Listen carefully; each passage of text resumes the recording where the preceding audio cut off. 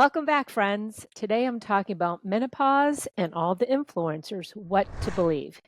Since the first time I started talking about menopause in 2022 and began my own deep dive to figure out what the heck was going on in my body, the media pendulum has swung from zero, nobody talking about it, to it being a huge gold rush. Now, menopause content is everywhere from doctors to trainers, self-proclaimed hormone, diet, and exercise gurus trying to help the peri and postmenopausal woman. And one of the earliest and most credible academic voices to go public on the topic is Dr. Stacy Sims. She's an exercise physiologist who's focused on women-specific research for decades. And while some people are just discovering her now, thanks to the higher profile interviews on mainstream media platforms, she's been doing this work for a really long time. In 2016, she co-authored her first book, Roar, with fitness journalist Selene Yeager. And that focused on optimizing nutrition and exercise for women based on their menstrual cycles and hormonal changes. Then in 2022, she published the book Next Level, which zoomed in specifically on peri and postmenopausal women and how to train for strength, power, and performance during this phase of life. In case you don't know Selene Yeager, as I do listen to her podcast, she hosts a popular podcast called HIIT Play, Not Pause. And it's become a go-to resource for a lot of midlife athletes and active women navigating menopause. And I believe she's also postmenopause and has shared her journey as she interviews all these experts. Now, let's take a look at what's floating around the internet and social media right now. The number one thing that all trainers are getting asked about from women and different clients, weighted vests. Now, the trend is wear a weighted vest for your bone density and metabolism. Next, take creatine to reduce bone loss, build lean mass, boost energy, enhance memory, stabilize mood. Do HIIT or SIT, which is sprint interval training for fat loss and for muscle building. Then there's don't do steady state cardio. It's bad for your cortisol. Next, you must jump, but also don't jump because it's bad for your knees. And one of the big ones that's going around that people keep hearing about because of one of Dr. Sims' book is you must lift heavy in the 3 to 5 rep range. So the message is pretty loud. Do this to optimize your changing hormonal body. Do this to live forever. But most of it is lacking context. All these sound bites, hitting the Instagram world and the interwebs. And here's my perspective, shaped by digging into these expert recommendations for years. One, what's being pushed now as menopause-specific advice is in reality just smart evidence-based training for long-term health, and it's not brand new. Let me repeat that. It's not brand new. It's not revolutionary. It's the same principles that trainers have been talking about to support anybody who wants to build muscle, maintain strength, power, and aim for longevity in their body. And let's break it down logically.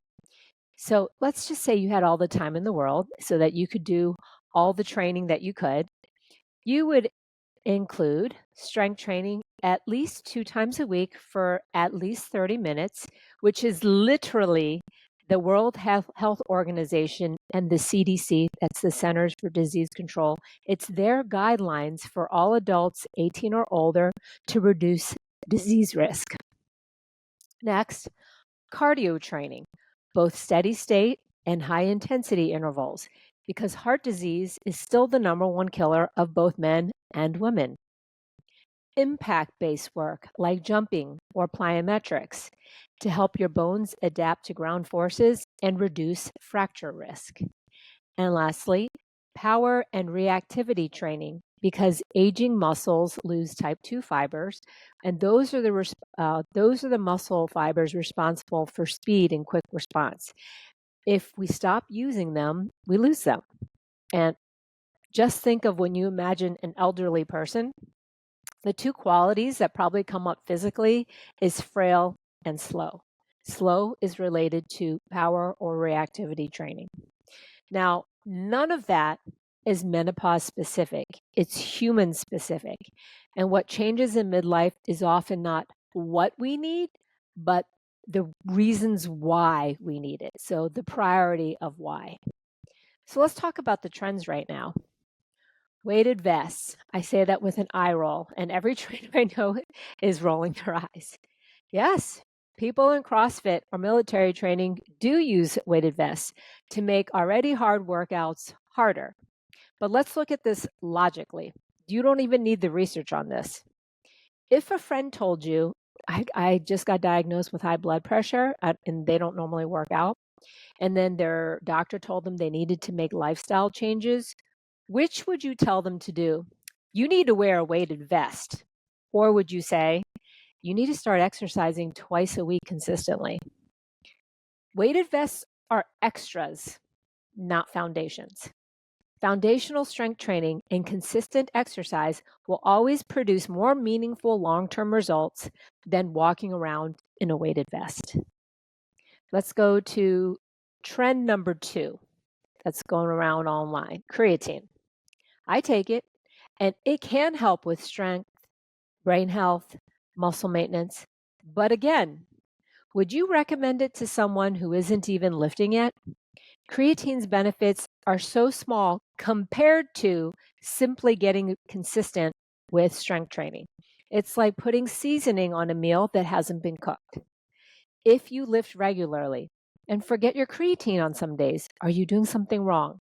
Just remember, the creatine is an enhancement, not an essential.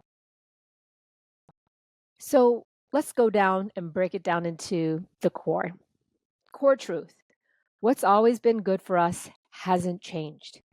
Only the messengers and sometimes their motives have changed, especially when those messengers are selling supplements, appointments, books.